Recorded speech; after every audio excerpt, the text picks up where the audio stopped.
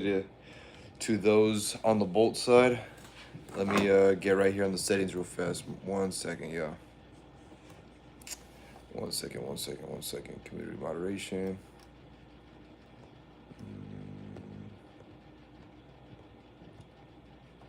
Perfect. Yeah. Cool. Cool. Let me get right real quick. Um, well, you know what? Give me 10 seconds.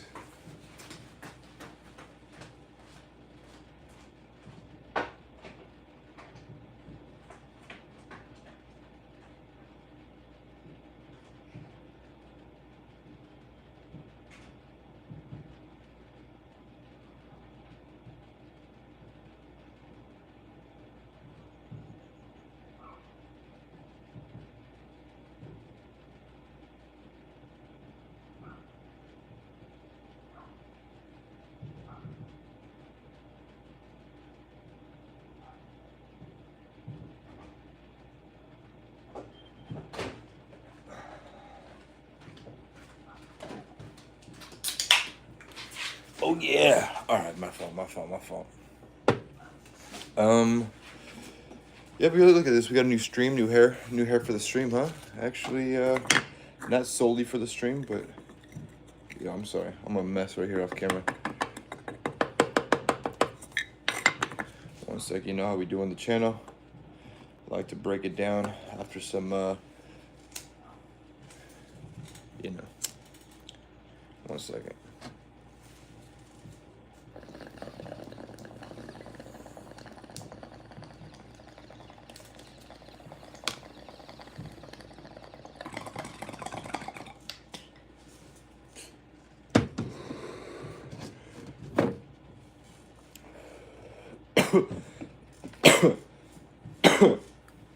My fireplace has a leak in here. It's hurting my lungs. But what's good, Bull fam? It's your boy K Smith. So let's talk about it. What is this, week 8? Saints Chargers here in LA. For some reason, I thought the game was in New Orleans, but nonetheless, Bolts get it done. New subscriber, hey, appreciate it. Where am I? Lost my train of thought. My fault. The Chargers get it done. They beat the Saints with a final score of 8-26. Huge win for the Bolts, mainly because the Broncos ended up winning today, and the Chiefs. I'm sorry. I went to I don't know if anybody is a discoer here, but I went to Escape this past weekend out here in SoCal. So I'm kind of a little bit on the fritz right now, trying to get my thoughts together. Kind of woke up middle of the first quarter to watch the game. Been sleeping and partying all night. It's a good time, enjoying my birthday. Shout out. And yeah, it was a big win for the Bulls just to keep pace with the rest of the division. The Saints have been on a slid. They got their second string quarterback, Spencer Rattler, in. Eventually pulled him, and then plugged in Hayner, I believe his name, Fresno State second-year man. Didn't really make a difference. The Bolts were all over it. They gave up 8 points in total. 6 points offensively, 2 points over special teams. J.K. Scott fumbled a snap. It was a little low, but kind of standard still, within the wheelhouse. He should have caught that and got that ball off, but ended up fumbling the snap. The snap back to him, dropped it on the goal line, and then Haskins tips the ball out of the back of the end zone, so only causing a safety rather than a touchdown. So that was pretty big. Still in that first quarter, and then in the first half of the second quarter when the Chargers had the ball, they're going with a lot of those screens, the tight end screens, running back screens, and not until late did you see the Bolts actually making something happen once the ball started going down the field. Like, even the run game was starting to open up a little bit because everyone's playing downhill. They're on their toes going forward. No one's on their heels thinking that, hey, I got to watch out for someone that's going to burn me. And I really like what I'm seeing from Lad McConkey. yards after catch, not really so much um, the targets he's getting. I think the targets that he's getting is fine. You could honestly give him an uptick, but what I did like about today's uh, the use of Lad today is that they were giving him a little bit more targets down the field, and they did the same thing for Palmer. And I know people didn't really like the target share for Jalen Rager, but Jalen Rager had a really nice catch, tiptoed on the sideline late in the game to kind of basically seal it, and then put up one other touchdown to basically put the nail in the coffin there. But offensively, you could see that them throwing the ball a little bit down the field is starting to open up the run game. So like they said, one hand washes the other. At first it was the run game helping the pass game, and now it seems like the pass game's helping the run game. Defensively, man, what can you say? You give up 6 points. Not too many explosives. You still do have two rookie corners playing out for you right now. And that being said, those guys are still doing a tremendous job. Like, I don't care who the quarterback is. You're in the league and you're playing against some talented guys. Chris Olave was in and out of the medical tent, so you don't really know how healthy he was. I think he got checked for a concussion, and I think first quarter, one of the first plays that I seen is he actually gets leveled and drops a pass. It was like was it a deep, was it a dig route or a skinny post? But he got cleaned out and got decleated. I mean, so I wasn't really sure about his status post play on that one. But let me see. Cameron Dicker, I mean, still a weapon. He missed a PAT, but I gotta look at that back and see if that was a bad hold or not, because I just don't believe that. The Herbert play, man, the Herbert 38-yard run, that's really what I feel like ignited us offensively. Because I think at that point it was still 0-2, which is such an ugly score. The boy breaks off a 38-yard run, and I'm not sure if that's the longest of his career. I think the one in the Steelers game was 40. I'm not really too sure, but that's still it's still very impressive. And what I love about Herbert is that while I love a quarterback like Lamar Jackson, a guy who can run and throw, Herbert's a guy who could throw and run, and it's like backbreaking. And I feel like those are the quarterbacks that are of like legendary status, the ones that can run, the ones that throw, that are primarily the not just say you're a pocket passer. I would say Herbert is a traditional quarterback, but he's just an athlete, because this dude's 6'6", 250, bro, and he's running like a goddamn gazelle down the sideline. And yeah, like once he got the first down, I was like, all right, cool, get this, slide. But he knew, like, yo, he's got enough space between the two defenders. He's got enough space between the two defenders. Hey, Rage Against the Machine, you know what I mean? Y'all like that? He's got enough space between the two defenders to get by, and he just got busy, man, and then took the hit against Tyrann Mathieu. And I feel like Tyrann low-key got beef with Herbert, bro. I don't know. Ever since his days with the Chiefs, he's like, that boy think he's be talking slick and trying to get crazy with Herbert, man. But I like to see Herbert standing his ground, and I know people. I mean, not people. I'm sure the front office isn't saying this. I'm sure coaches might say this in the film study, but I know a lot of fans get on what's his name, Bozeman, the center. But I really liked when I saw him setting up for Herbert, because at the end that was some bullshit when he rolled up on Herbert on the screen. He rolled him up really late, and Bozeman comes in and gets him off Herbert and basically lets him know, like, you're not doing that fuck shit on my quarterback.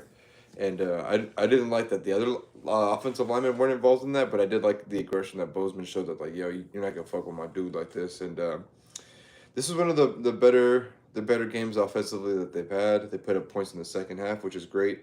We tied our season high of 26, which is still too low. Efficient game from Herbert. I'm not sure what JK's numbers were at the end of the game, but man, tough running, and I love to see when he breaks a big run or breaks a pass for a first down, has plenty of opportunity to try to squeeze out 2 or 3 extra yards, and decides not to, for the sake of getting down and keeping the time running. I love seeing that in the fourth quarter. Just great awareness by JK. Tooley was all over the field, man. He was great. They had called him on the broadcast for him. I think he drew a holding penalty on actually a big run, which was great to see them call that back. Hooley drew that penalty, and then the next play, I believe Chris Olave's breaking open. Is it the Chris Olave breaking open play or Alvin Kamara? Somebody was breaking open and he just gets his hand up and tips him. I think it's a different play, but it is Alvin. I think it's uh, Chris Olave in the back, and then Tooley tips the ball and causes an incompletion to punt the ball, and that was it. Just a crucial uh, crucial series for him. I mean, I think this is Tooley's best game. I don't know. I believe he had a sack as well. Him and Joey got a sack. Bud got a sack as well. But what he's got to stop doing, Bud, I love him as a signing, and he's great in the run. But he had a tackle for loss or a 1 yard gain, and this is the second time he goes and he has the guy wrapped and decides to hold him up and then go for the strip. I always thought that his first man wraps, second man punches a ball, so like the job still gets done. But he had Alvin Kamara for a dead to rights, and then he lets him go for like a 20 for like 15-yard gain, and I was like, bro, that's backbreaking. Just unfortunate because it was a great play by him, and he just let it slip through his fingers. Yeah, he got the sack, but I mean, I bet his overall grade would have been better to get that TFO as well. Khalil Mack still a dog, just down in and down out, just absolutely doing his thing.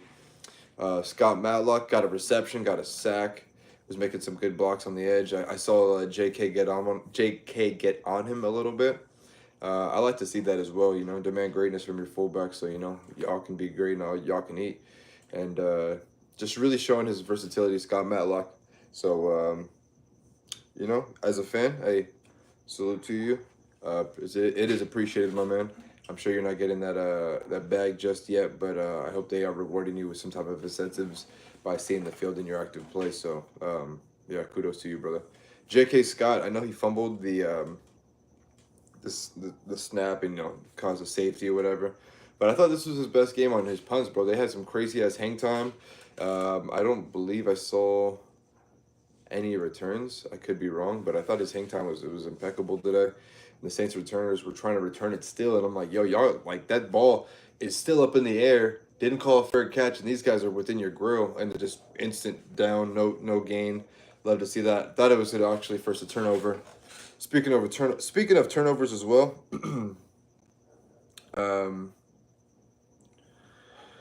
Elijah Molden should have had 2 picks today. There's one of them that the ball tipped the ground.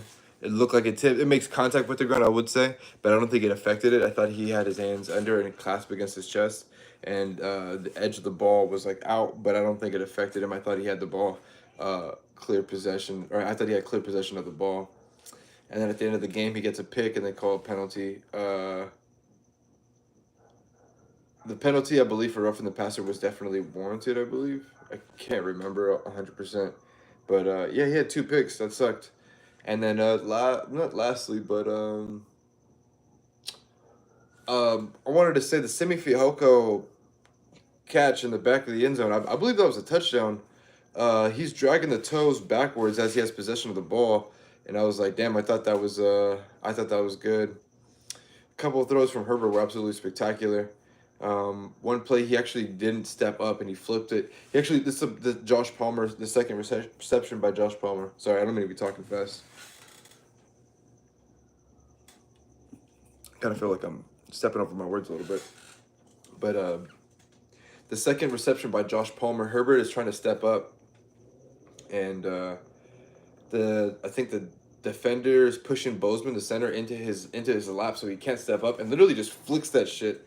And it's a little short to Palmer, but Palmer comes back and comes back, but has to slow up and catch it. But just to throw it, I think it was like 30 yards, 40 yards, and literally just could not step and just goes, flicks that shit, and it went on a zip. And I was like, man, that's impressive shit, man. We're watching a truly gifted talent at the quarterback position here for the Chargers. And like I said, I think his 38-yard run sparked the team to ignite us. I believe they scored on that drive and started to go in there. I liked what I saw in the second half. Defensively, they were shutting it down, playing some prevent, kept the top over everything.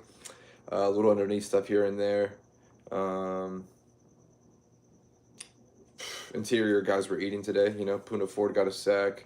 Tar was making some noise. Abonia, I know you got a roughing the passer or intentional grounding penalty as well, but not intentional grounding. Unnecessary roughness. My apologies, but yeah, you know, not really much to say in the dubs. You know, it's pretty self-explanatory. 8-26 and a final score at home, protecting it. Moving to 4-3. Now move on to Cleveland.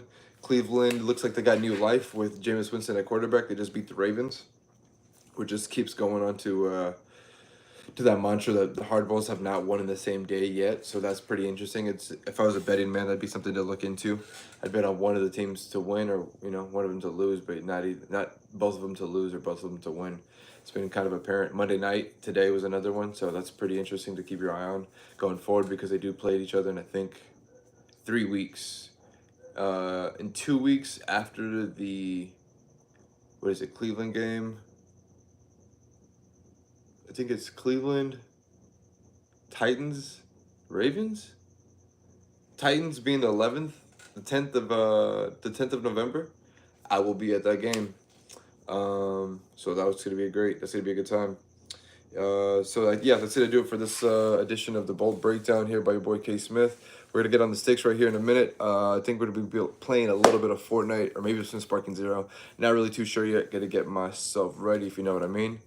I'm not really sure how you say that name.